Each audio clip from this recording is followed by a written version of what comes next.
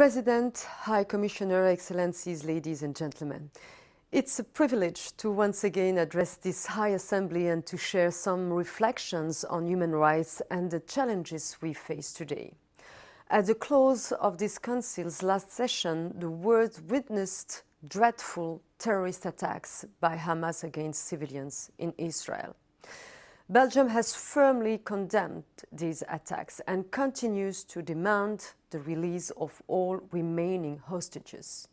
Today, our focus is on the reaction of Israel and the ongoing unimaginable suffering of the Palestinian people. Belgium is alarmed and appalled by the indiscriminate use of lethal force against civilians and by the many violations of international humanitarian law in Gaza. We once again urge all parties to agree to an immediate ceasefire and to stop the bloodshed. 2 days ago, we have commemorated a sad anniversary. 2 years have passed since Russia started its unjustified and illegal full-scale invasion of Ukraine, causing immense human suffering and destruction. Belgium reaffirms its strong support for the sovereignty, political independence and territorial integrity of Ukraine within its internationally recognized borders.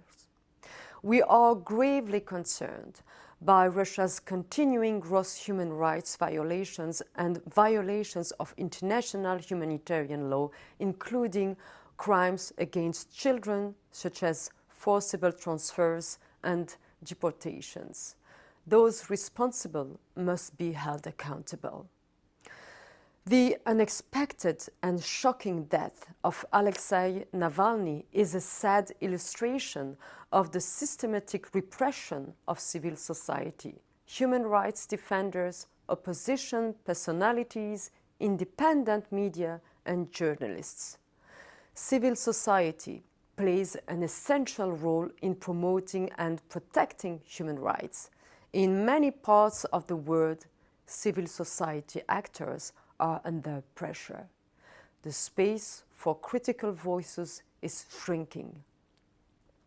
It is completely unacceptable that people who give evidence to this Council are subjected to intimidation, threats, or even imprisonment. Therefore, Belgium fully subscribes to the new Benelux strategy on reprisals, which will draw attention to individual cases of human rights defenders unjustly held in detention. High Commissioner, dear colleagues, gender equality and women's rights are long-standing priorities for Belgium. At the Fourth World Conference on Women nearly 30 years ago, we all pledged for gender equality. Despite progress, no country has fully achieved this goal. On the contrary, we even observe a regression of women's and girls' human rights. The CEDAW and its protocol play a key role in the elimination of discrimination and violence against women and girls. Belgium calls for the ratification and full implementation of these two vital legal instruments. Another Belgian priority is the abolition of the death penalty. The best way to achieve this goal is the ratification of the second protocol to the International Covenant on Civil and Political Rights. To mark the 30th anniversary of this protocol, Belgium will promote its worldwide ratification and stimulate discussion about the death penalty.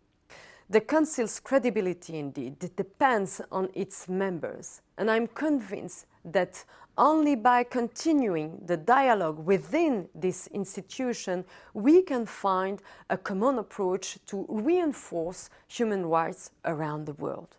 My country takes this responsibility very seriously. I thank you very much.